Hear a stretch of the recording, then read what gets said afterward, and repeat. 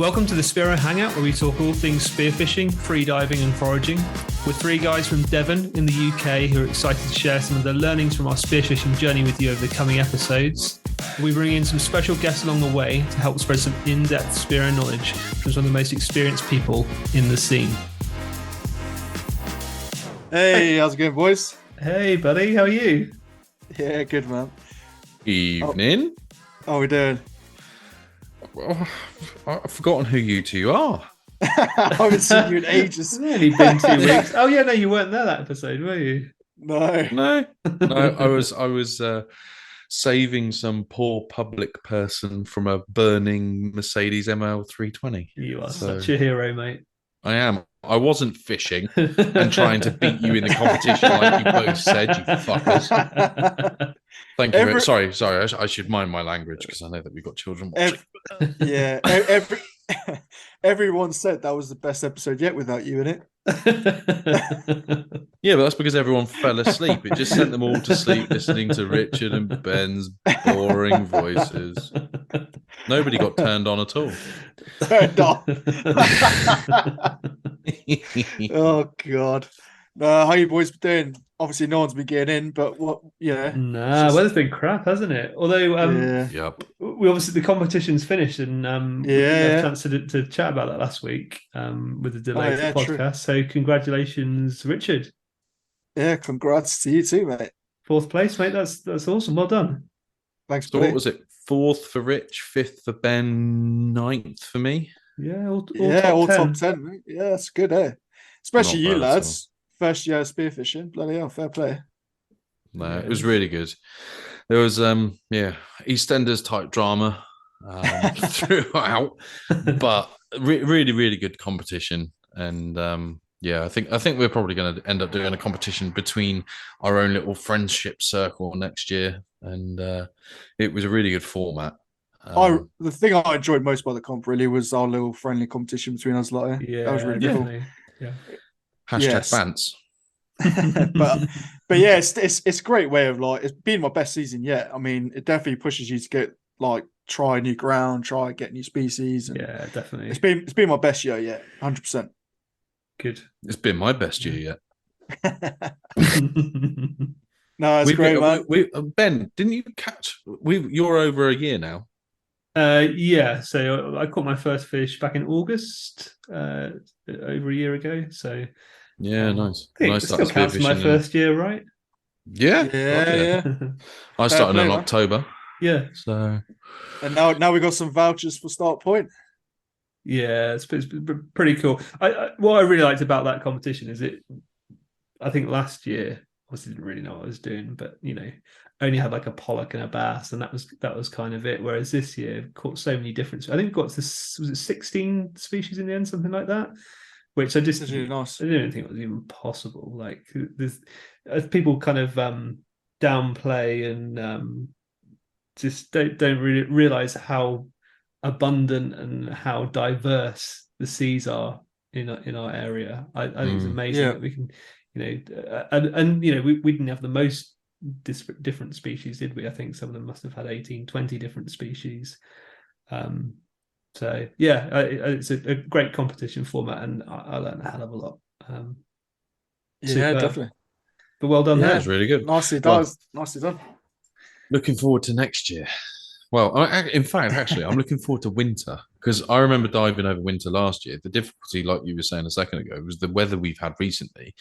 Last year, so I'd gone on the trip with the Go Free Diving guys and did the free diving training in early mid-September.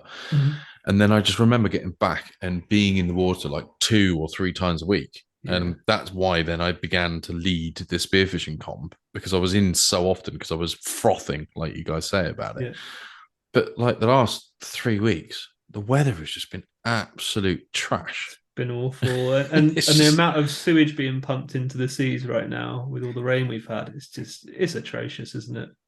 Yeah. I just said to the missus, I was like, she said to me, because clearly when I don't go spearfishing for a while, I clearly have a bit of a mood issue. I said that to you the other day, didn't Yeah. I? She said to me, you could tell when you haven't been diving for a while. But thing is, I don't want to go diving at the minute because of all the sewage, and I don't want to get a nasty ear infection like I had, back in September. So, well, haven't you just gotten over COVID as well for the it's 17th time?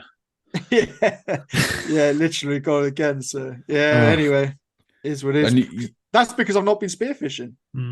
Yeah. How's the new job? You've just started a new job, right? Yeah, all good, mate. They haven't let me have every day off yet to go spearfishing, so not going too well. You just need to work loads and earn all of that time off. You'll be fine. We'll get the boat out. It'll be good. So this week we got something a bit different, really. We got a guest on who's one of the premier game chefs in the country. But yeah, I'm really looking forward to this one. It's going to be quite interesting. Yeah, me too. I don't think we've had a chef on yet, have we? And we're all pretty keen cooks, certainly not chefs. So it'd be really nice to speak to a professional. Hopefully, pick up a few tips on the way. And who is it we've got on? Because I don't think I know him.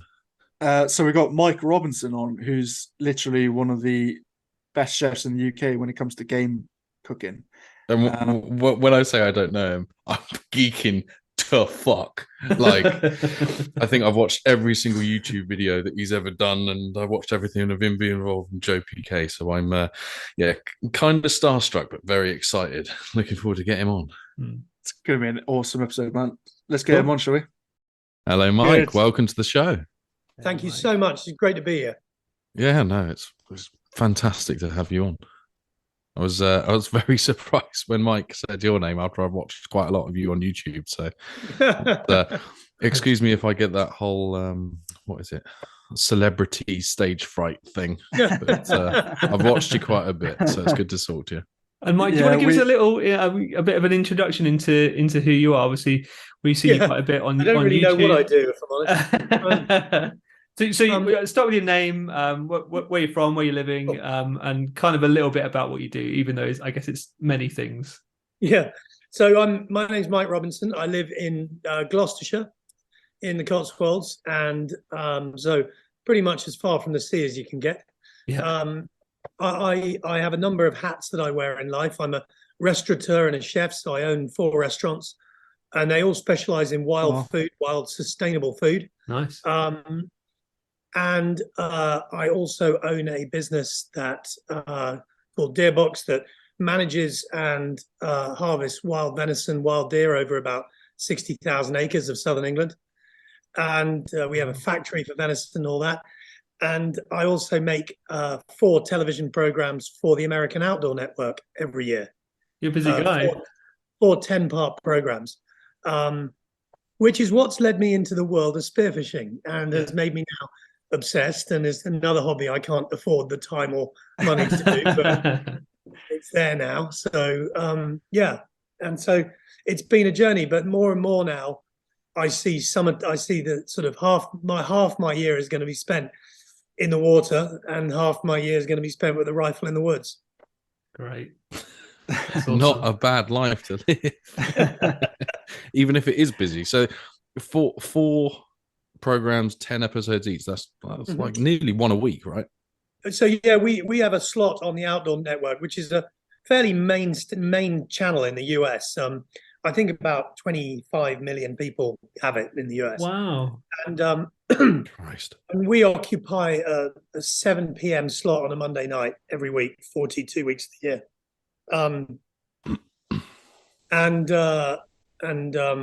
It's been 5 years in the making, but these shows, the main show is called Farming the Wild, which basically documents what we do with our restaurants, which is harvesting sustainable wild food, be it rabbits, be it squirrels, be it deer, be it mushrooms, nettles, crayfish, whatever, and then using them in the restaurants. So we're trying to use very sustainable ingredients. And then that then led on to me thinking, well, hang on a minute, and I'm talking to Outdoor Channel and I'm saying, well, do you want to do like a fishing version of it, a sea version of it? So obviously Fishing the Wild was born, and that is now, and at the same time I met a guy, a couple of Spiros who really took me under their wing and taught me a lot. A like Joe Pike and guy called Dan Mann, and and so those two guys have really taught me a lot, and and so they're in the show a lot, so we do a lot with them. So Joe's taught me a lot of the spots. I'm down in Devon. I've bought a boat, another expense I can't afford. A rib, which has currently got a punctured tube and a bent prop. No. Oh, no way. And but you know what? It's been a journey, and I've learned so much. I mean, like as a 50-odd-year-old man who's reasonably fit, I found it devastatingly frustrating and hard when I first started. Like, just so frustrating. Like, you know, you dive 10 feet, 3 or 4 meters underwater, and your brain's saying, "Get up, you're gonna die." And I discovered that I'm not overly fat, but I'm very buoyant. So welcome to the club. So actually my nickname's Bob. What led you into the spearfishing? Is it just it's got so many similarities to above water hunting? You know, you nailed it. For me, I'm a sort of a fairly primal hunter by nature. Like in fact, I got back from stalking deer about 40 minutes ago, and I'm out again. And I'm out again at 6:30 tomorrow morning, because we've got to manage these problems, these herds. It's a busy time of year. It's the same field craft, right? There's so many similarities with whether you decide you're going to be mobile, whether you're going to wait. The difficulty is with deer stalking, you can breathe when you like. You know, that's the easy thing about it. Yeah. And so I've been doing it for 2 years, and I'm fairly obsessed. In fact, that we may well end up doing a dedicated show for that, for over there on the subject, because I just think it makes phenomenal television. I think the whole story of foraging, hunting, underwater hunting is not just spearfishing, but free diving as a way of getting food. You know, be it using a lobster hook, be it finding the right sea vegetables to accompany what you've caught.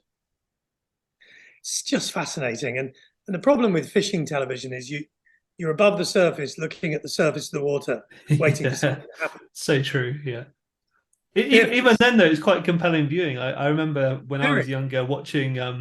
Was it what the singers called? They used to do like Robson and Jerome. Robson and Jerome. Yeah. They used to do a fishing show, didn't they?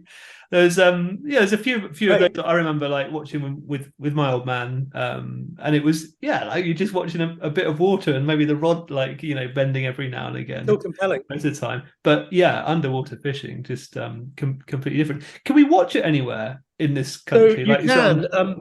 Fishing the Wild you can watch on.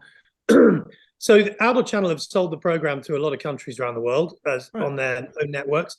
But they have a streaming service called MOTV, and My Outdoor Television, and you can do that's like $8 a month or something, and you can watch all of their content. And we also, to accompany those, we make 2 shows. We make one called Wild Game Masterclass, where we in Chef's White stand there and we in a restaurant environment and we teach the viewer how to cook an ingredient all the way through with side dishes, a turbot, I think, and that one. But then we do Wild Fish Masterclass, where we're doing. So the other day I salt baked a bass that we'd shot, off an unnamed spot off Devon. And so I'm trying to build it in more and more and more. And certainly this season of Fishing the Wild, half of it's underwater. Like literally. Brilliant. And I think for the viewer, it's versus your deer stalking and stuff. Like you were saying, it's a similar type of hunting in that you need quite a lot of thought process into it. But it's also being underwater. It's a completely different world, and on camera, I don't think. Even the forests of Canada, I just don't think anything comes close to the footage that you can get underwater. It's alien, and it's different as well, isn't it? Like people don't see it every day. Like people walk through forests every day. That's quite a normal thing to do. But to go through, like you say, a kelp forest or like these rocky structures that just wouldn't exist above land, it's different. I mean, we went out at the end of July to the Azores, and that's I cool. took Joe, and I was right out of my depth, if you'll forgive the pun, because it was like I could maybe do 12 meters or something, Yeah. whereas Joe's like a seal, so we could. We did some close in stuff. I mean, it was super cool. Like, I mean, petrifying jellyfish. I've got to say, I got absolutely rogered by a jellyfish smack in the face. Oh And no. luckily, it wasn't a Portuguese man of war, but they were everywhere. And but yeah, it's going to make great television. I'm swimming around through all these jellyfish, and my wetsuit hood rode up like this, and one went wallop straight across, and it was like being shot in the head, like with a spear gun. It was like, oh, so I erupt out the water like a shark, like a fat shark, and get into the boat. And Joe, the cameraman's crying with laughter. And it's things like someone's painted it on my face, the marks, and getting worse and worse. And I remember reading that you need vinegar for it, or worst case, urine. So I had to pee in my mask and splash it all over my face, which is going to make a good TV.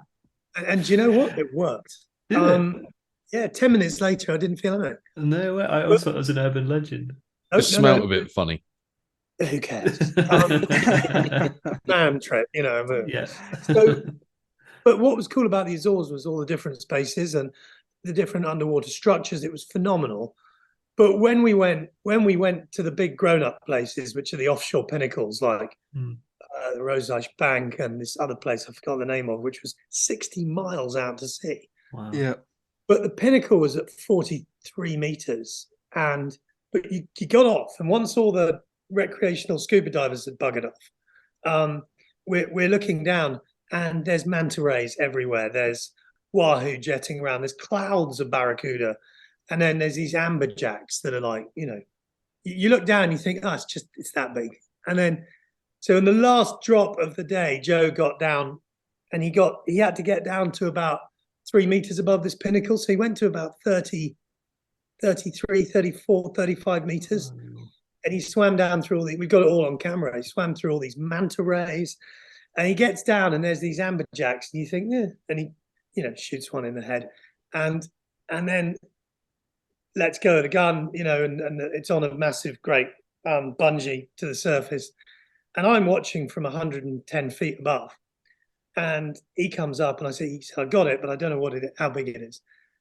And as soon as you felt it, you just knew this thing was a lump. And when he comes up, he's coming up through manta rays to come to the surface. I mean, it is. You're right. When you say it's like you don't see it on land. You don't see it on land. And when you add hunting for food into that wild equation, it's just something epic. I mean, it's so watchable, Yeah.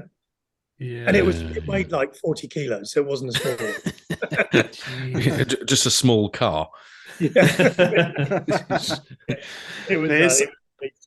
There is something very primal about spearfishing, though, isn't there? It's what a lot of us enjoy. Is because when you go out, you just forget everything, don't you? And you just focus on, as you say, your safety, but on the other hand, trying to hunt. So there's that mixture of free diving and hunting, and yeah, it's one of the best ways of de-stressing that I found. Listen, it reminds me very much of Deers Talking, but it's more intense. So yeah, you're dead right. You can't think of anything else. You're thinking of the mark. You're thinking of what's under us. Can I go down there?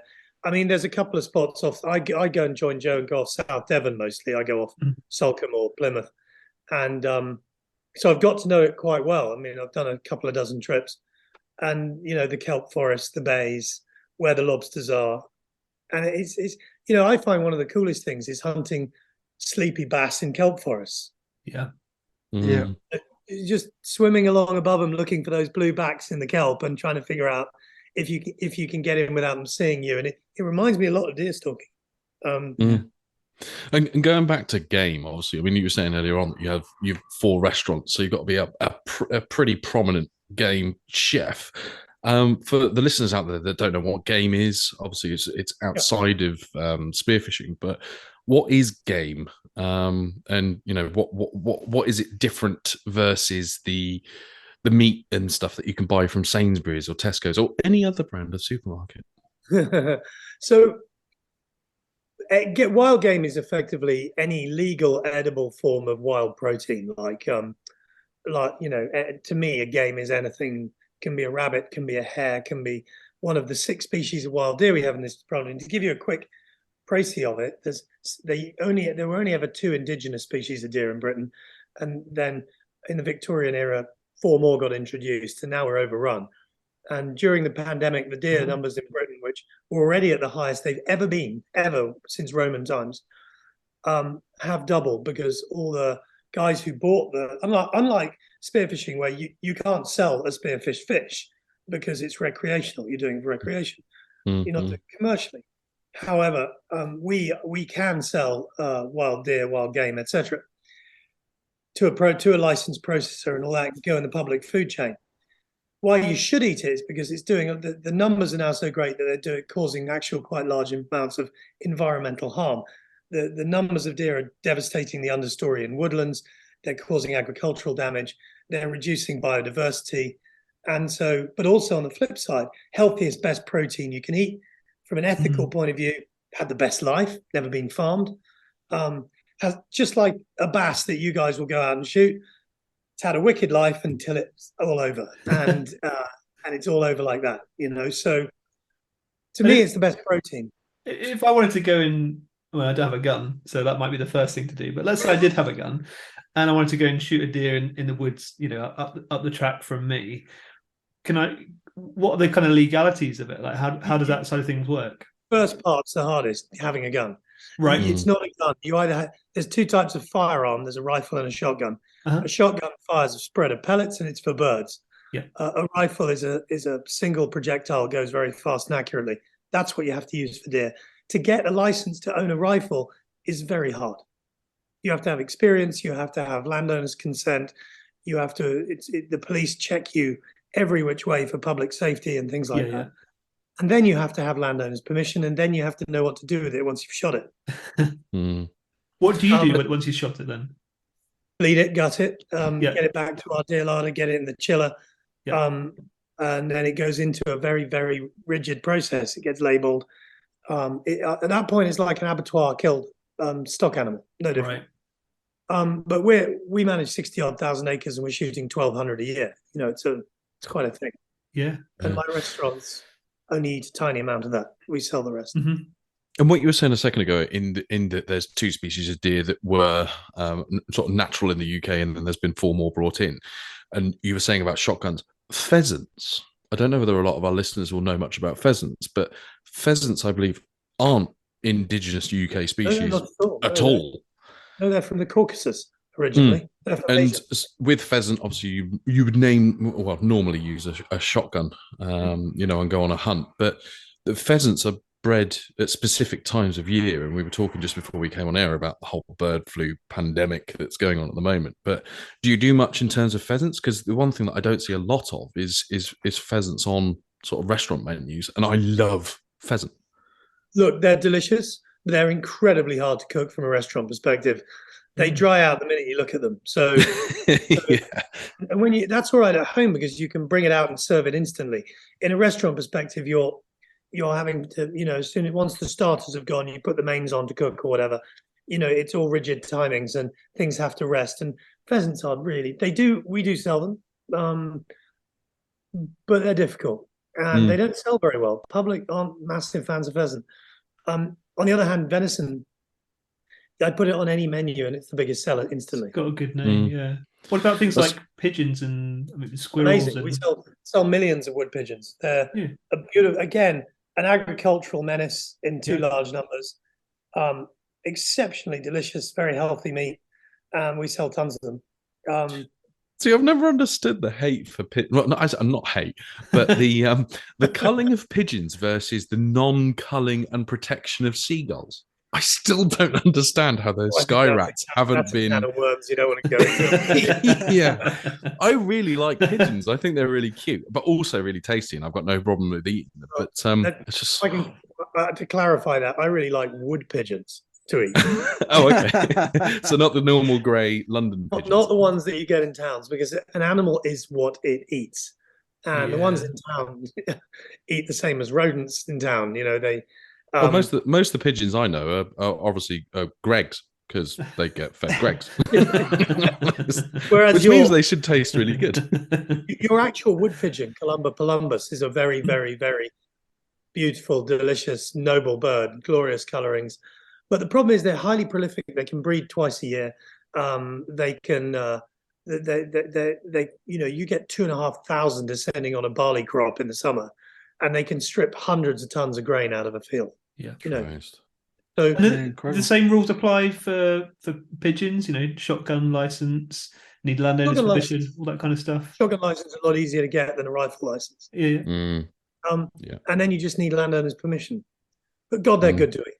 But I mean, I tell you, a bit like you know, having got into spearfishing has given me a newfound respect for the ingredient. Just like when I take top chefs out who buy venison off us, you know, the same guy who will be like, I want every saddle to be within 200 grams. I want this. I want this.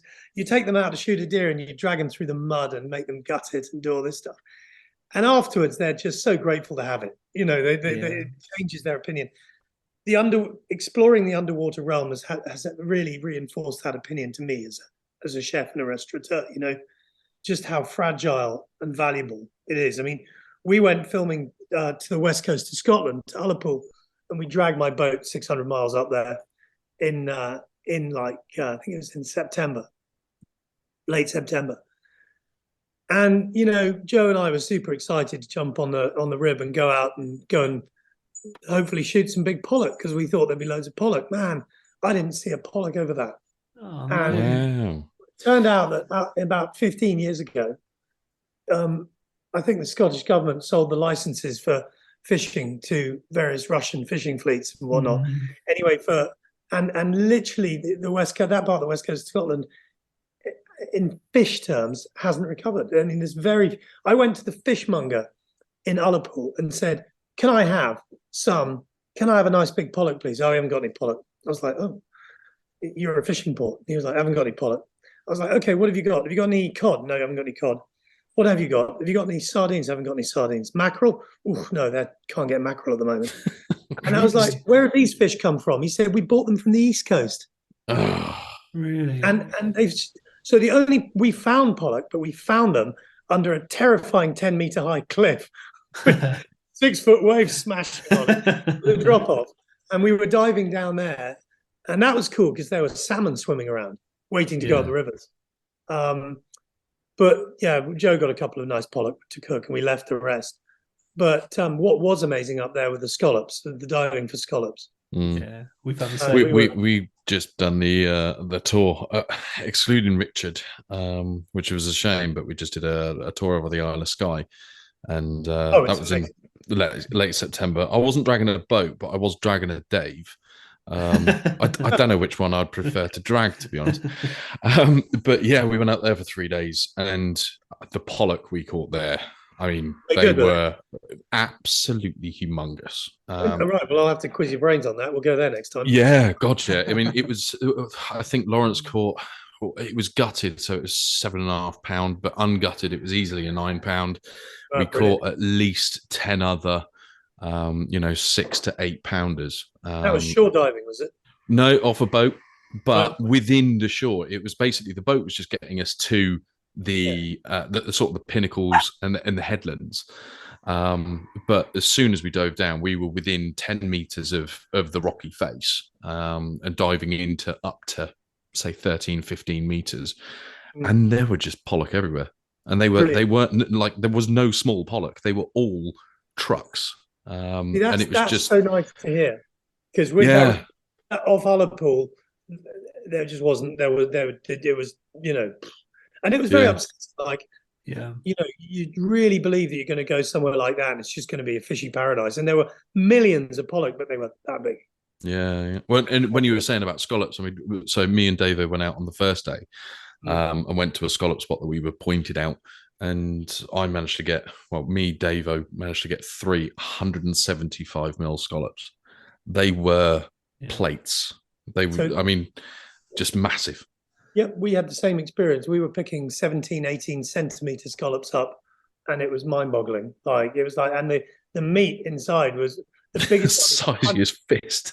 146 grams was one of the Yeah. meats. It's like Well- burgers, isn't it? It's just Yeah. and it's And beautiful. I It was doesn't in get worse. Sainsbury's yesterday with Rachel, my partner, and in their frozen section, they've got £7.50 for like 6 of the smallest, what I wouldn't have even called legal scallops in the freezer section. It's Oh, like, they're queenies. Those are queens, right. different species, and they're not. They're just not. They're just not a patch on the king scallop. I mean, Yeah. you were. That is to me the treasure of the west coast of Scotland is the scallops. Yeah. Mm. And it's so nice that they do look after them really well. Like the key is going places where those big dredgers can't get. Yeah. Yeah, Or the commercial divers. Yeah. Because again, well, that's one thing that is quite big in Scotland is the commercial scallop divers. They're very big. Yeah. Mm. But you know they've got to earn a living. But they do. I think they're quite good at like letting them grow on. Like I've met quite a few of those guys, and they're very careful about what they take and where they take it. You know, they're. But so I got a Jack Russell that's really annoying me. Shut up. Well, they've also got a considerably lesser limit, a daily limit. They've only got the 6, and I mean, to be honest, I doubt any of us could have eaten 6 of the ones we No, caught anyway. I mean, we went out for 2 days, 3 of us. So we could, in theory, have taken, 36 scallops or whatever. But I think we took 4 or 5 each and ate a couple and brought 3 each home or something like that. Yeah. But the fun of it was, I mean, it was all in 12, 13 meters of water, and it was just snorkeling, looking down at these. You can just see that outline, and when you get your eye in, and then thinking, oh. Can I identify 3 so I can get them all on one drop? Yeah. And It's the not the visibility same is as so the good Devon up there Viz. as well, isn't it? Yeah, it's incredible though. Glorious. So what, just going back a few years, what got you into hunting and then spearfishing? Where's your sort of hunting come from? Where's that bloodline come from? I don't know because my parents don't in any way, shape, or form. My family don't. I've been a little barbarian all my life, and I wanted to. So I got myself into it. I found someone in the local village who ran a little shoot and basically begged this guy to take me out rabbit hunting, pigeon shooting, whatever. And he took me under his wing a bit, and then when I bought my first pub, which is it's 20 years ago, I bought my first pub it was my local village pub, and it was in the middle of nowhere, in the middle of a wood. And I knew that I wanted the menu to be. Well, I didn't know what the word sustainable was those days. No one used it. But everyone just used the word local in those days. But I knew I wanted it to be genuinely sustainable. I wanted to use wild food from the land, and everyone said, "Oh, it's ridiculous. No one will come to a pub that serves that sort of thing." I mean, I had farmers saying. I remember getting the deer stalking on a big local farm and saying they had a massive problem with fallow deer. And I said to the farmer, "You should come to the restaurant and eat some." And he said, "Oh," and he looked me in the eye and he went, "I don't pay to eat vermin," he said. And that was the feeling towards deer. They're, to be honest, a lot of places it still is. So I knew then that I wanted to use deer as a primary protein and pigeons and things like that.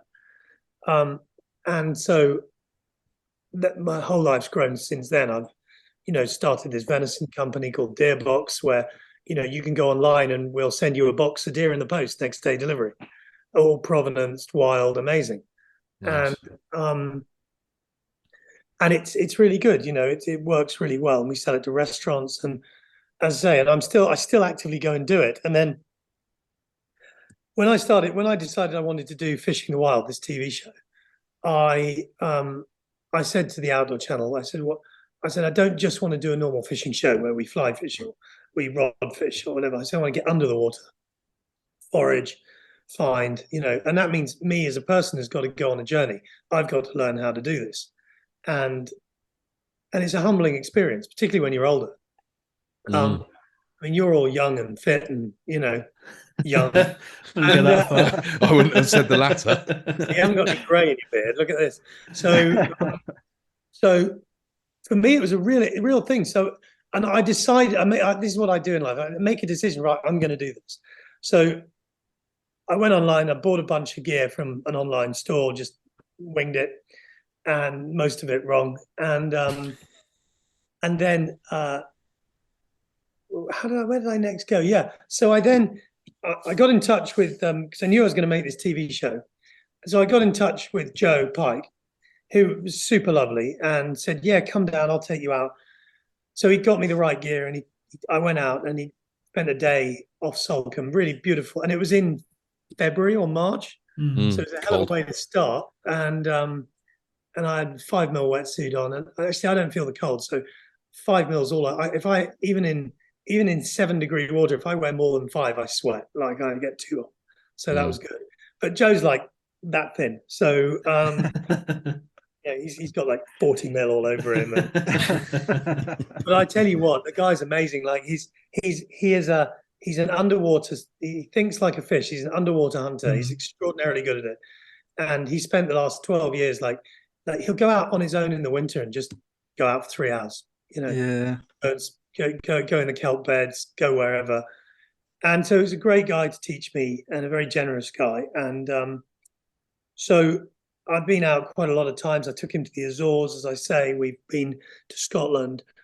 I'm just tomorrow got to take my slightly trashed boat for its winter service, and I'm going to get it retubed, everything. So we've got a real ding dong boat for next year. And next year, I think we're going to go and take the boat and go Portugal, Brittany, Wow. go to some other areas. We're going to go to Norway next October and Lovely. go looking for the big halibut and coalfish and cod and pollock and all that. And Nice. do some wild cooking. And because to me, it's a journey. It's like the satisfaction of cooking a 6-pound bass that you've shot. And it's so enormous. It's amazing. Mhm. Yeah, Well, definitely. and just before we head to a break, normally when we have our guests on that have any affiliation with business or anything, we were going to have Kate on last week, but we had to postpone. And she was part of Optical, a wetsuit lube, a new natural wetsuit lube company, and they sent us over some product, not in sponsorship, but just for us to try. I'm just trying to make sure that obviously before we got you on, you didn't send the Deerbox stuff to Rich, because Ben wouldn't have seen a fucking thing of it. Yeah, I haven't seen it. Sorry, lads. I ate it all already. I'm gonna say, was that conversation kept really bloody quiet? Because I'm missing my Deerbox. But before we go to that break, so Deerbox, how do people get to it? What's the best place? Deerbox.co.uk, and it's super simple. Basically, what we do is we have 2 full-time butchers. We have a full food standards agency approved factory where every deer gets inspected by a government vet, and it's super top end. We supply the Ritz in London. We supply 6 Michelin-starred restaurants with venison, all that sort of thing. And that's some name dropping, Jesus. And so, but we also run this retail arm, Deerbox. So let's say you can go on there and think, cool, blimey, and we do it by species. So you could go on there and go, oh, you know what? Mike said fallow deer is good. So I'll tell you what I'll do. I'll get some parves, which are these beautiful haunch steaks, big fat steaks, like 180, 200 gram steaks off the haunch. They've got no saturated fat. They're full of antioxidants. They're twice as much protein per gram as beef. Everything's good about venison. There's no downsides. There's no cholesterol. So the ideal foods to eat are sea fish and venison. You can't beat it. And Deerbox, you go online, you can either pick a pre-made box where we'll send you a mix of 100 quid's worth of venison or whatever you want, or you can say, I want 10 packs of mince, which is best mince you've ever eaten for bolognese or burgers or anything like that. And you can cherry pick a French trimmed rack of fallow deer. You can have a butterflied haunch of Chinese water deer. You can have a saddle of muntjac deer, whatever you like. And it's all sustainably harvested in the wild and then sent to you through the post. And it's tip top. Excellent. And that's deerbox.co.uk or .com? Yep. .co.uk. Perfect. Awesome. Right. I need to go and refill my rum and coke. So we'll be back in a couple of minutes. And yeah, we'll see you in a sec. Obviously, you being one of the premier game chefs out there, it would be, well, we'd probably get in trouble if we didn't ask you a couple of questions around some recipes, wouldn't we? So, so if you don't mind, if let's say mackerel, like what do you reckon pairs the best with mackerel? Best way to cook it? Right.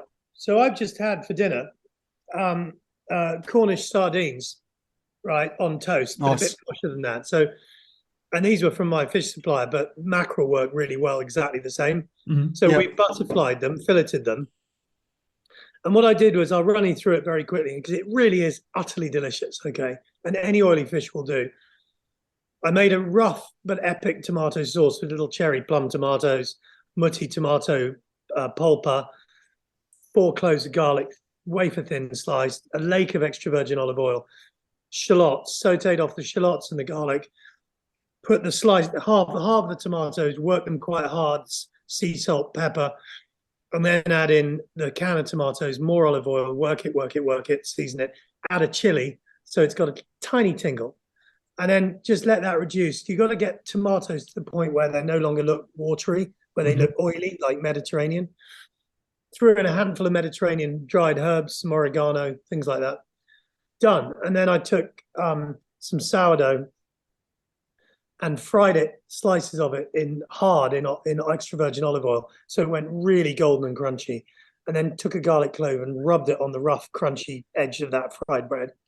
And then normally, if it wasn't shitting it down with rain outside, excuse my French, I've got a little charcoal barbecue I'd have done them on. Yeah. Or a Traeger grill. I pan fried them skin side down, hard to get a crust. Flipped them, squeezed some lemon, threw a handful of salt on them.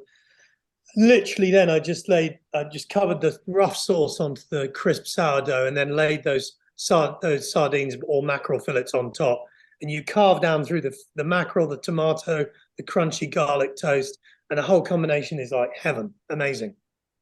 Wow. That Is that amazing. like your normal Thursday night meal? Yeah, that's That's epic. Normal spare room? Thursday night meal on a Wednesday. Oh, is it Wednesday? Sorry. That took, by the way, Ben doesn't even know what day it is. that whole thing took less than 15 minutes to prepare. Delicious. Yeah. No, it's amazing what you can do, especially with fresh produce. I can't even talk. Oh, yeah. Fresh produce. You know, if you've got a contact that can get you fresh mackerel or fresh sardines, to be honest, even if as long as they were freshly caught and not processed, even if they're freshly frozen by the catcher. Listen, I freeze all my fish. Like I'll bring it back if we get it. If I get a few, I was lucky enough over the summer to probably get a dozen bass together over the course of the summer that we didn't immediately.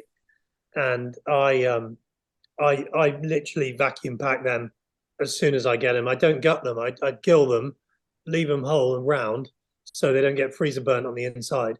And I double vacuum and get them straight in. And when they come out, I then unzip them and they are immaculate every time. How do you defrost them? Do you just let them do it naturally? Yeah. In a fridge. Yeah. Oh, so you're really slow then?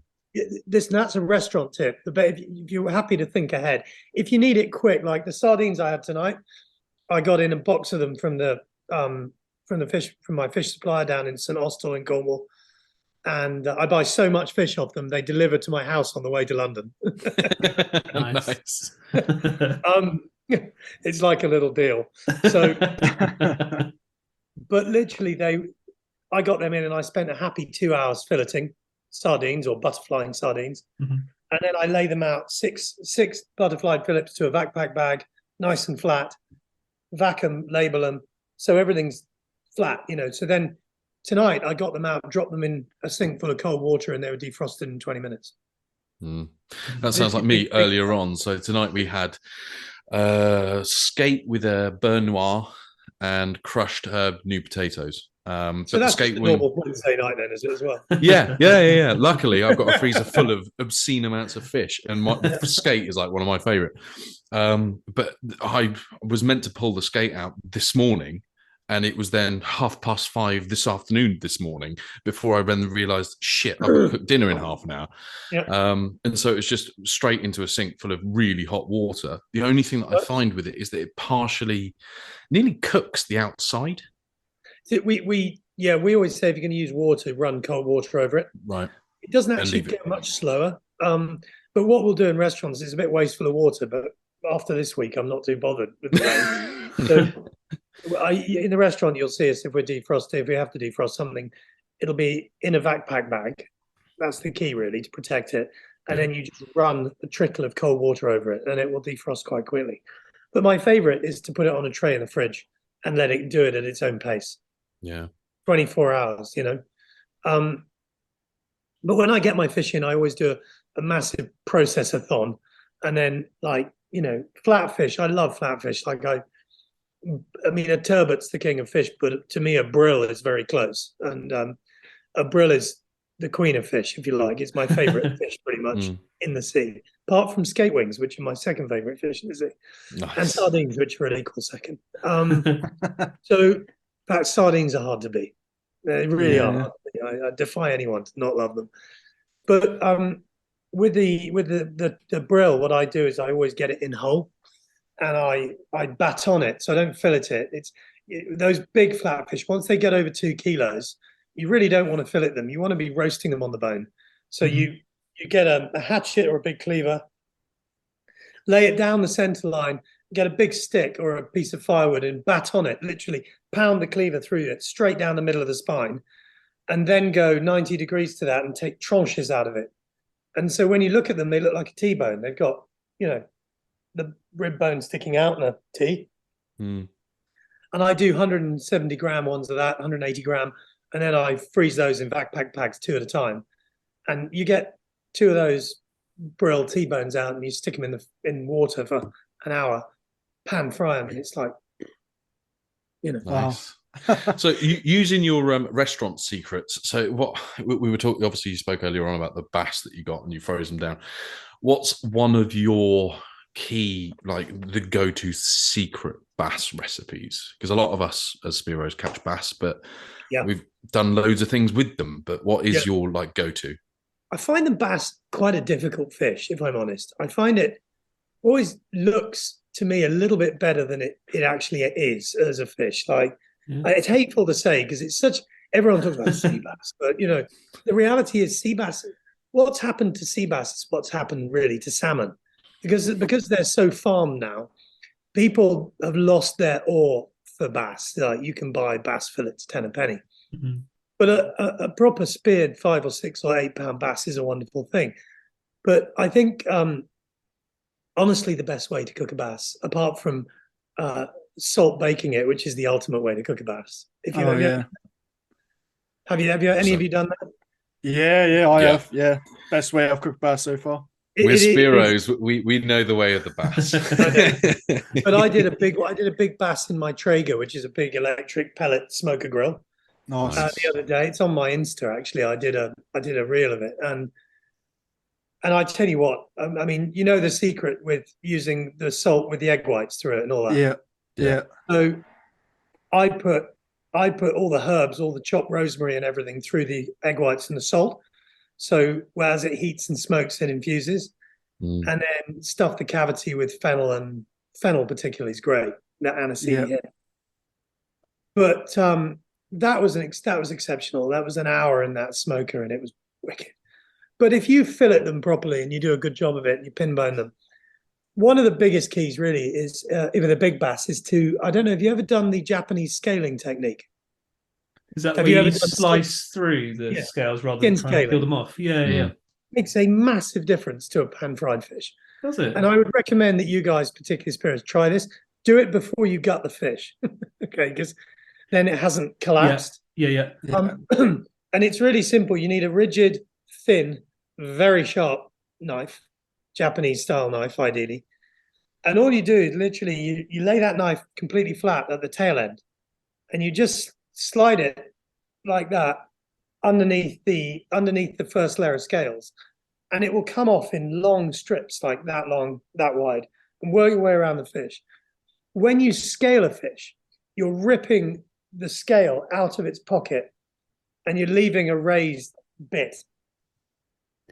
When you skin scale a fish, you're leaving a completely smooth inner skin surface.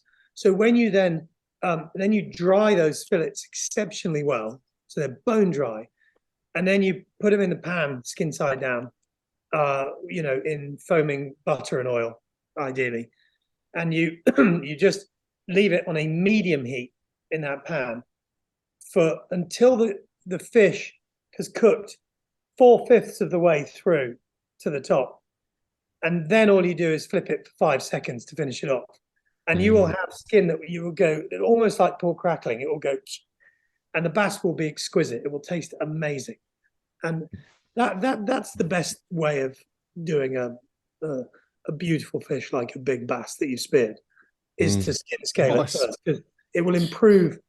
Go on, look up anyone you like on the internet, look up that technique and watch it. Yeah, Well, I was amazing. watching a video that was only uploaded yesterday from, I don't know whether you've ever seen him, but Aaron Young, Key West waterman in Florida. A very, very, very good, very talented Spiro, obviously in the blue waters over there. And he was doing it in partnership with a hotel over there, giving away a 3-night stay. But they'd caught a few yellowtails out there, and they used every single part of the fish. And the chef, I think that they were using or working in partnership with the hotel, Pedro,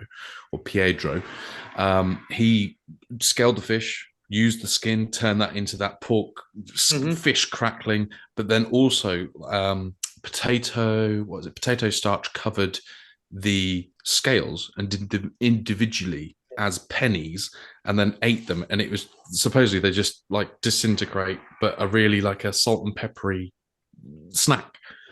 Yeah, so the guy who's really driven all of that genre of fish cookery is an Australian chef called Josh Nyland. And he's done a book called Take One Fish, or The Whole Fish. And the he's a real visionary. Like, he's got a fish butchery in Australia, and he's got a very famous restaurant called St. Peter Paddington, and he's amazing. He's driven the whole dry aging fish thing. And I've tried it. We have dry ages in our restaurants. It does have an amazing effect on fish. Yeah, you can do it in a fridge, right? As well. You don't need Yeah. expensive equipment. We do No, ours you can do just some paper towels in a Tupperware if you want to keep the missus happy, and it's fine. The best thing you can do is hang them by their tail. Hang them from the bars. I wish I had a bigger fridge for it, or a second fridge. I've got one here in our little cookery thing here. And it really does work well. Like, I've hung some bass in here. You have to skin scale them first, and then you hang them and remove their gills, so they don't rot. And then they will, in a really good professional fridge, like I've got a precision fridge here, which is amazing, and they will keep. They'll just get better for 10, 12 days. Wow. I was going to say, a lot of the guys that they're dry aging, they normally dry age for sort of 10 days, let that rigor properly set in and get all the moisture out of the flesh.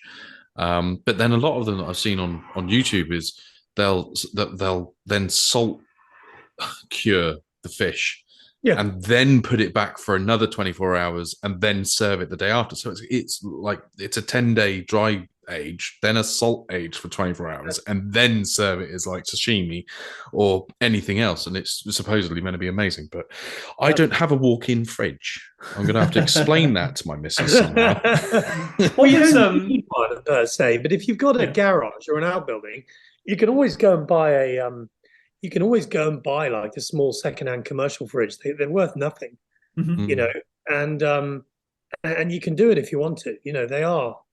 It is a fascinating thing to do. What does the hanging do, Mike? Just thinking it through, is it like draining the blood from the inside of the bone? Just like with a deer or anything in an abattoir. Yeah. Once you've killed it, you wouldn't lie it on its side on the floor. It makes sense because it feels right, but I don't know, like, what is it actually doing? It's gravity. So you take a bass and you put it on a tray in your fridge. Yeah. One side is being squashed and compressed and flattened, Yeah, And yeah, the skin on that bottom side is not drying out because it's in contact with something hard or it's wrapped. You let something hang vertically open, everything is consistent. One side is not denser than the other, and it's consistency. The magic word in our industry is Yeah. consistent. yeah. Mm. Makes a lot of sense. Cool. We've got another favorite recipe. We've got a load of pollock in our fridge from Sky. One of my favorite fish. Yep. I've still got loads. We've got quite a lot of pollock. What would you do with a pollock? Look, I think pollock are amazing. Like we cold smoked a bunch of pollock up in Scotland, which was amazing. So we cold smoked them and then use them in like a fish soup, in like a bouillabaisse. Oh, Because pollock normally is very flaky and everything, but if you brine it, so if you fillet them, pin bone them, leave the skin on, Mhm. and then lay I use a like a 60-40 mix of salt and sugar. So I use 60 salt, 40 sugar. Like, let's say you'd make up a mix, do it in a kilo, or 600 grams of one and 400 grams of the other. Mhm. And then lay a thin layer down on the tray, sit your pollock on it, your fillets on it, and cover the raw, the cut side completely cover it, put something over it, put it in the fridge, leave it for 6 hours. And after 6 hours, all that salt and sugar will have dissolved. The cellular structure of the fish will have been broken open by the salt and the sugar. Sugar works exactly the same as salt, by the way. They're both hydrophilic. They both attract moisture. So they burst the cells and suck out the water, and that's how they cure things. Yeah. And they're antibacterial. So you do that for 6 or 7 hours. You don't want it to go too far. Then you wash it off, pat it dry, really dry, and then I cold smoke it. I've got an ancient fridge that I got that was going to be junked, a metal one, for nothing. Ripped off all the compressors and crap, drilled some holes in the bottom, drilled some holes in the top, put a bar across it, and then I have one of those little frames you can buy on Amazon that's like a maze, fill it with smoke powder, 18 hours of smoke. And I cold smoke them. I cold smoke 12 fillets of pollock at a time. And then it's cured. It's like a smoked haddock. It's amazing. It's just as good as smoked haddock. I've got to try that. You Amazing. do. Yeah. It's so easy. And then Yeah, you can pack it and freeze it. Yeah, amazing. I actually smoked a whole load of mullet. So brined Brilliant. it. Yeah, Mm. brined it and then Cajun seasoned it and then hot smoked it. And Hot smoked it, all right. yeah, honestly, that was literally by far the best mullet I've ever had. Yeah, for Mullet, sure. mullet are massively underrated, particularly when they're like sea mullet, not overly Yeah. estuarine. You know what I mean? Yeah, definitely. I've had Yeah, some. they're fantastic. I mean, they absorb all the flavor, don't they, of everything you put onto them as well. I mean, I So, think pollock, when you've brined and dry brined and cold smoked them, are freaking phenomenal. Like, they're amazing. Like, you can do anything with them. You could then pound them up and make them into a brandade, like a classic, like mashed up, like, you make croquettes out of them, like they do in Portugal or Spain. You can. Up in Scotland, I got a bunch of squat lobsters. Do you know Yeah. squatties? Yeah. Fishermen will give them to you. Like, they don't know what to do with them. And I paid 20 quid for 20 kilos. So it's far too much. Wow. Christ. Yeah, and literally, but they're impossible to pick down. But as a base for like a lobster spaghetti fish stew type Mhm. fish soup, they're like nothing on earth. And we cooked them all up with fennel and tomatoes and white wine and garlic and onions and chili, and then literally found an old cricket bat and just pounded the mix Yeah. for 20 minutes and until they were crushed, and then shoved them through a sieve, reduced it right down. And then we took all the fish that we'd speared that day. We took the pollock that we cured and smoked. We took some wrasse. We took some, there was a coalfish, big fat scallop each, whatever, all the bits.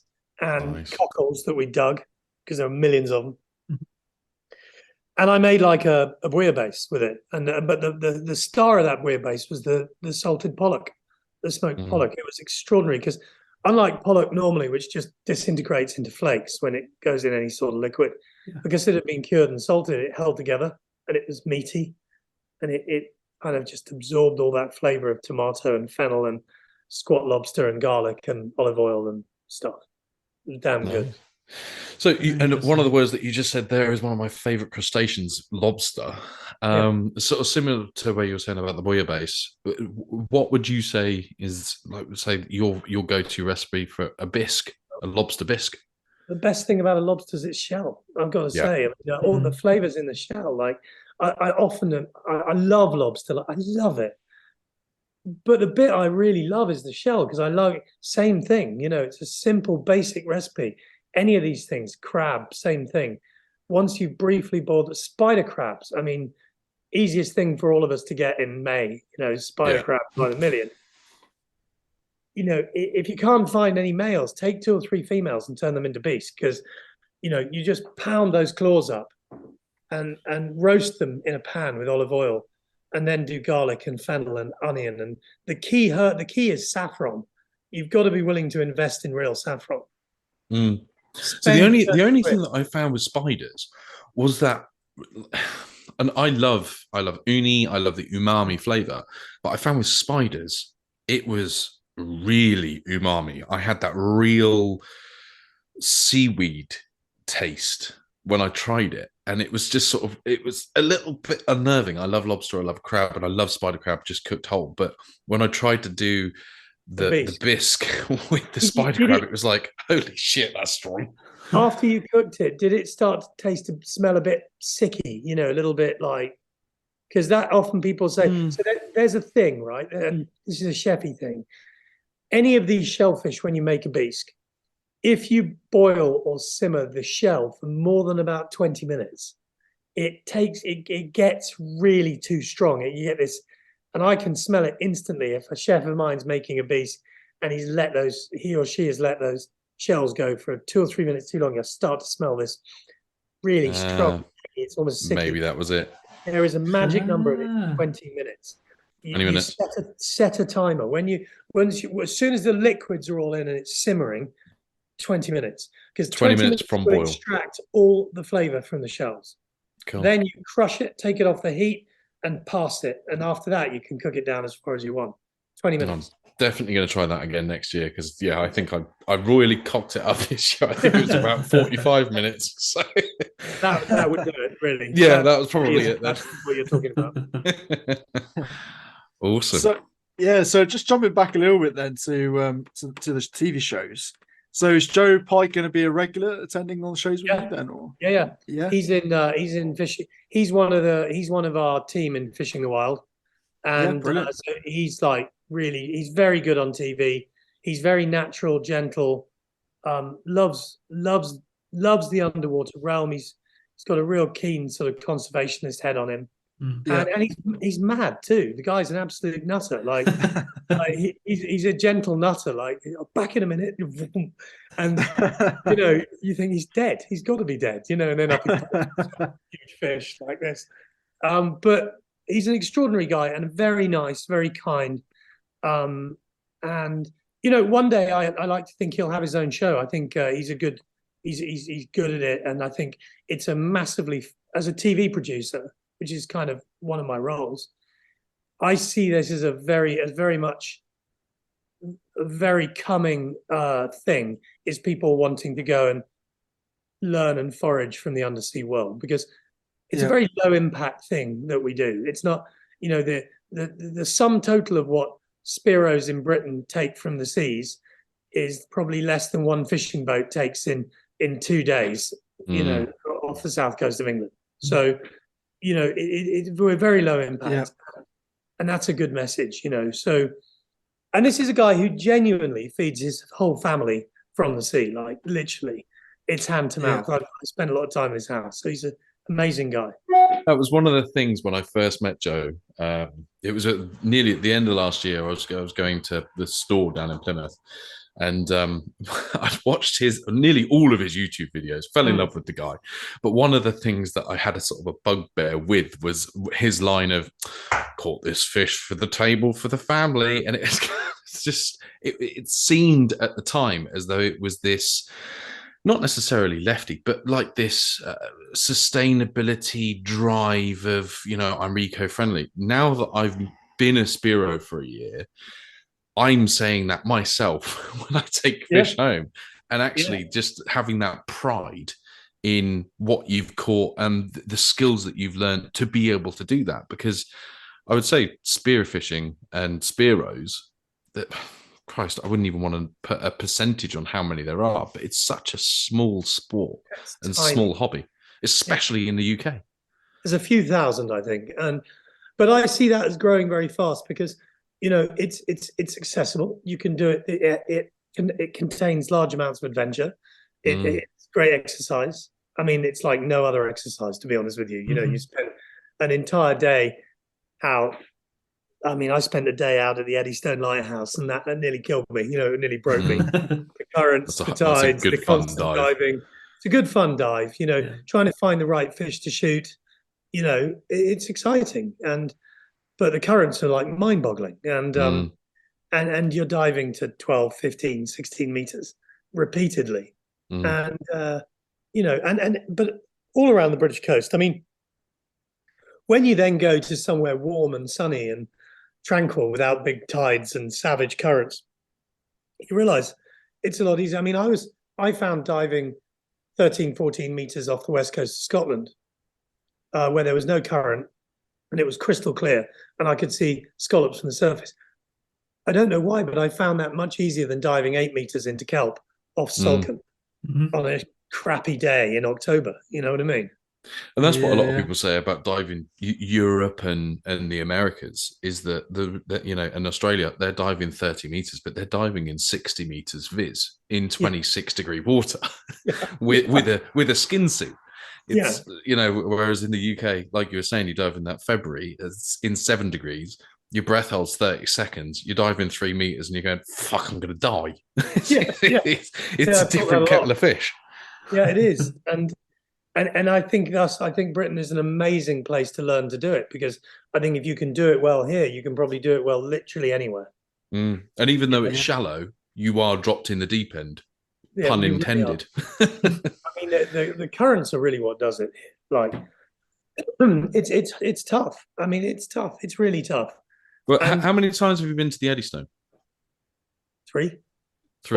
So and what I found with the Eddystone, I don't know whether you found the same, is that when the first time you go, especially after I'd watched all of my YouTubes, I was trying to fight the current, trying to stay in the same place to try and do what I would have thought was hunting, stay in one spot, try and get down. And then you soon realize, actually, no, it's more a case of it's a hunt. As soon as you're off that boat, you're doing your breathe up, you're diving. And if you don't hit, start again. Yeah, you drift. I mean, we often go there with 2 boats and do a drift from one to the other. We'll have, or someone will drop you and then move 150 yards, 200 yards, because you'll be there in a second. Yeah. And you don't think you've gone anywhere. You've done 2 or 3 dives. And the other thing is, you're trying to find a good fish. There's a lot of fish there, but you're looking at them, you're going, and then up you go, and then you go down again, and I like if I go out there, I like going around into the kelp around the actual pinnacles and away from the big shoals, because actually you get some lovely fish hiding in the kelp and whatnot. But they get hammered by the commercial rod fishermen out there who are there all the time, and so they're wily fish as well. They're not, you've got to find the right ones. I mean, you can go there and get 2 in 20 minutes if you want to shoot 4-pound bass, but if you want to try and get something more significant, you've got to work for it. What's been your best fish to date, Mike? Would you say? Oh, in Britain, a bass of about 6 pounds. Nothing big. And I was over the moon with that. Like I haven't shot all that many fish. I mean, I'm learning, and I like the. But what I'm trying to do is, being slightly obsessive by nature, is I'm really trying to get better at being zen in the underwater environment. I'm trying to get better at the calmness side of it and the It's diary. hard. It's like you say, the currents and everything else that's going on. The thought of what could happen to me if I run out of breath. You've got all the contractions going on. Yeah, it's really hard. Just going back to your current thing, I watched a really cool video. I thought I'd point it out on the podcast tonight, by Askell Ostervik. He's Right. up in Norway, and it was spearfishing in Norwegian tidal current. They're hunting cod and pollock and stuff like that. Like that current is crazy. Like nothing I've ever seen. He's shooting off at a million miles an hour. So when you go up to Norway, perhaps hit that guy up. He's got some interesting. Well, you know what? stories. We're just about to start planning it because it's a year away, and I'm going to go for 2 full weeks, and we're going to go and do. And I want to go to all those crazy places. I want to go to the Britain Islands. I want to go, and I know lots of chefs in that neck of the world. So we're going to look at taking what we get and cooking with them, or even maybe taking some Norwegian chefs out who haven't done it before and, dip their toe in the water. And Brilliant. I mean, Yeah, that's cool. we all dream of shooting a 50-pound halibut, I was going to say, what about some UK Spearos that haven't been to Norway before? Maybe you should take one of them out. 'cause Yeah, bring us along. my hands up. maybe we should. Yeah, definitely. I reckon Norway is probably top of my list. I think the Azores is top of your list, Rich, but Norway for me. Oh yeah. Nothing like it. I can't wait. I can't wait to get out to the Princess Alice Banks, like the Azores. Oh, that's where Joe got his amberjack, and it's a crazy place. Princess Alice is a crazy place. I mean, it's 3.5 hours on a boat. Yeah, and then you've got hundreds of recreational boats there with bubbleheads, and you've got, but they all disappear at about 2 in the afternoon. Yeah, and then you sit around and you wait, and there's usually 1 or 2 boats with a couple of Spiros there, and then the fun begins because you can flashes. You can bring big wahoo up there, but if I'm probably going to go back there next year, but if I go next year, I'm probably going to go in September, and I might not film it. I might just go for fun. Yep. And I want to go there for a week in September. And the guys we went there with, amazing. Like Pedro DBM Azores. That guy knows every fish in that place. Like he knows to the yard where they are. Like if you can get a gang together, it's super worthwhile. But I want to go there now when the tuna are running because I would like to jump in on a bait ball and get a tuna. That would be my big. Cool. Yeah, definitely. We got some quick fire questions. We've only got a few minutes left on the recording, so we'll shoot them your way if you don't mind. So the first bit we like to ask all our guests is, what's the one piece of spearfishing equipment that you couldn't live without? Keepers, that's a good question. What really helps? My boat, if I'm honest. I mean, Fair enough. that has made all the difference. My bet. crappy old rib, which has really made all the difference. Like it really has. I tell you what, I also learned was that having a really good mask that fits you. Like when I first did it, I just went online and bought one, and I was forever rubbing Vaseline in. And then I spent an hour in the shop with Joe, and I found one that really fitted me. That was a game changer. No leaks, no fog, comfortable. Yeah, Nice. Good. Next You one, boys Ben. Oh yeah, I can ask a question. If money was no object, what would you like to buy for spearfishing, other than a boat? A better boat. That's what everybody says. You can't. We're going to ban that answer. Okay, you ban the boat. That's fine. I get that. How about a new engine? Okay, what I'd like a piece of equipment, right? Yeah, like a particular gun or special. So I'd like to get a custom-made wooden, proper carved spear gun, like something that's big enough for blue water stuff. Like because what really drove home when I went to the Azores was that our little coastal guns just don't cut the mustard on these things. Like you can kill it with them, but I'd like a proper 4-band, sexy 1.25 meter wooden gun that really can do the business on the big stuff. Is that what the guys out there were using when you were out there? Absolutely. They laughed at us when we turned up with our 105s. Still brought in the goods. Nice. So if you go out to the Azores, take a big gun. Yeah. Really, take a big gun. Yeah. Nice. That's the thing. The fish seem a lot closer than they actually are out there, especially with the fish. Right. And my quick fire question, because we've only got literally 3 minutes. I've got multiple questions. They're quick answers, and you're only allowed 2 words, and these are going to be herbs to use with ingredients. Okay. So, what herb pairings would you use with the following? Pheasant. Tarragon. Anything else? Garlic. Tarragon and garlic. Venison. Oh, thyme. And black pepper. chicken. Ooh. Throw it in the bin. I love chicken. Rosemary. Rosemary every time. Rosemary, garlic, and olive oil. Simple. Pork. Pork, sage, mustard. Tomatoes. Oh, I can do that. Again, garlic, olive oil. Again, I like rosemary, if I'm honest, with tomatoes. I'm But, surprised you didn't say mozzarella. That's not a herb, as far as I know. Oh shit! Of course, yeah. Sorry, I don't even know my own questions. Sorry, I'm an idiot. Potato. Potato. Oh, love it. Right, potato. A bit of spice, paprika. Paprika, thyme. Paprika, thyme, salt, and pepper. Keep it simple. Final one. Because Eggs. I'm picturing, by the way, crispy saute fried potatoes. They're all crunchy, paprika. Everything. Or paprika new potatoes, sweet potatoes. Absolutely love it. Yeah. Eggs, did you say? Final one, eggs. Eggs. Well, of course, there's a lot of different preparation of eggs. If I'm scrambling an egg, I think a finely chopped chive is hard to beat. If I'm doing an omelette, then Italian parsley, flat parsley and parmesan, impossible to beat. Yeah. Those 2 work.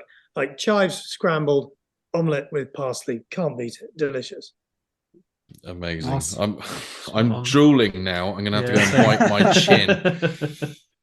Yeah. And we got one last question for you, Mike. Obviously you're going to be traveling the world doing your TV show, but what's the one dream spearfishing destination you got in mind that you really want to get to?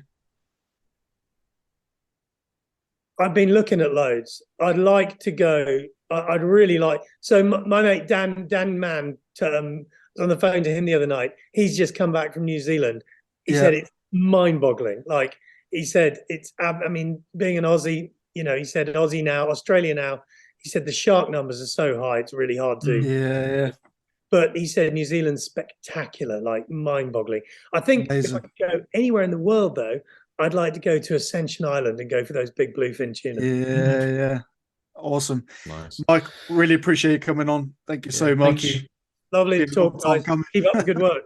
Fantastic to Thank you meet so you. And although we know that you're friends with a celeb now, that you've both got your own boats, we've now got our own little boat, and you're more than welcome to come and join us. It can take. Why don't we, in all seriousness, I would love to have you guys on one of our shows next year. Come and the 3 of you come and be in an episode of Fishing the Wild, and we'll go and do it. We'll Sounds go and amazing. All right, That'd be awesome, man. It sounds like a date. We'll speak to you after. Right. Perfect.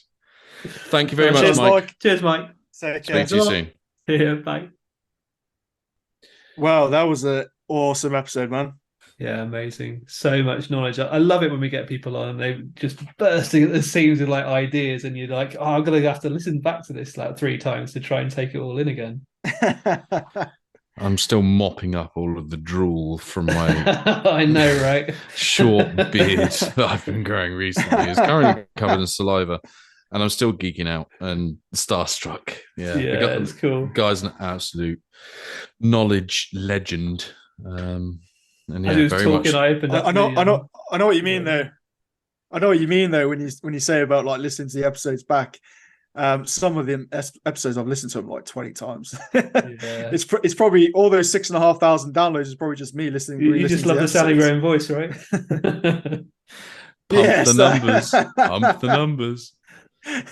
No, but like seriously, the David Mello one, I re-listened to about 3 times now, and I'm just like, there's just so much to absorb in that episode. So I think, and obviously because of the fact that we're part of the episode, I've got a pretty good memory for things that happened quite recently. So I don't ever re-listen to the episodes that we ever record, even though you guys tell me to. But because the other week I wasn't in the episode at all, I listened to the recording before it had even been uploaded. So I listened to David that night, and the knowledge and the information that was in there was just, amazing. I'm so gutted that we didn't get up to get to Vobster. Thanks, we Ben. will do, mate. I'm sorry. I'm not letting you down. Blame Southwest I'm not Water for that one. But no, Christ. When we get up there, even when we get out with Mike, we've just got masses to look forward to. There's gonna be a lot going on next year, right? That's for sure. We're such fucking noobs. Yeah, right. But hey, look, the year's not over. The competition's over, but we've still got. I was going to say we still left of the Bass. We still got to go out with Sam Seeley. We're still got to go out with him, haven't we? Yeah, I went out with. I don't know if did I mention I went out with Sam the other day. No. Oh, here we go. I did catch a lobster. That was my last points in the competition was that. 4 points worth of lobster. I went down with Tony and Sam. I had a really nice time down Tony as well, in Cornwall, and nice. Sam. I know we had him on, didn't we? Episode 3 or something. But Sam's got a lot of knowledge there. Yeah, really looking forward to getting out with him in it, with you guys. I mean, it'll be really good fun. I didn't even know you went out with him. It's not even fair. I didn't even get an invite. Not even a back of the cuff. Are you busy? We may be thinking about going out. Just fucking nothing. That's not true. Where was the invite? I'm always fucking texting. Excuse my friend. I'm going to cut that out because I found out my auntie's listening the other day. You found out what? My auntie's listening to this podcast. She's got no interest in spearfishing whatsoever. What's your aunt's name? Auntie Adele. Adele? Adele, yeah. Hi, Adele. I wouldn't be surprised if it is the Adele.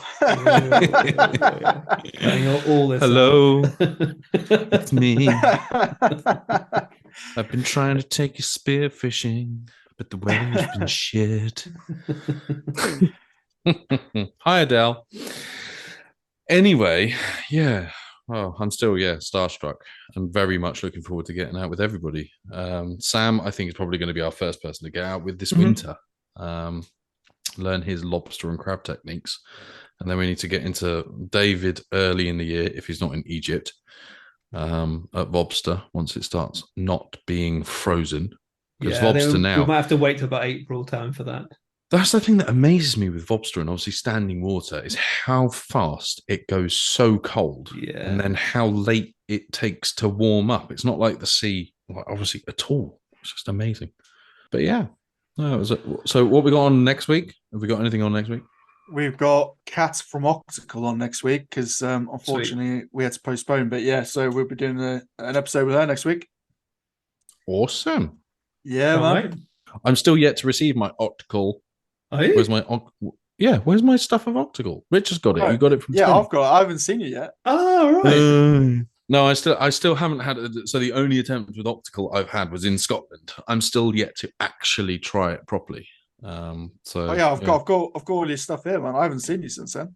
No, fair enough. No, we'll have to arrange a dive once this weather comes out and bring the Optical along, and it'll be good to actually try it. Yeah, definitely, mate. We'll get the bow out when we get a bit of a flat calm period, and then go smash a big winter pollock. Yeah, fingers crossed. Anything else going in the personal lives outside of spearfishing? Marriages, divorces. No, I'm not. Well, now I'm not getting divorced because the competition's over. Same. Yeah, things are a lot better in the Dunford household since I'm not going diving 3 nights a week. It's weird. My missus said that she didn't realise there was a 4th member of the family, and well, I'm back now, so I get to do the dishes again. Awesome. Well, cheers, lads. It's been an awesome episode. I can't wait to go out with Mike and everybody else. Yeah, definitely. See you guys. See you next week. Speak to you soon. Cheers.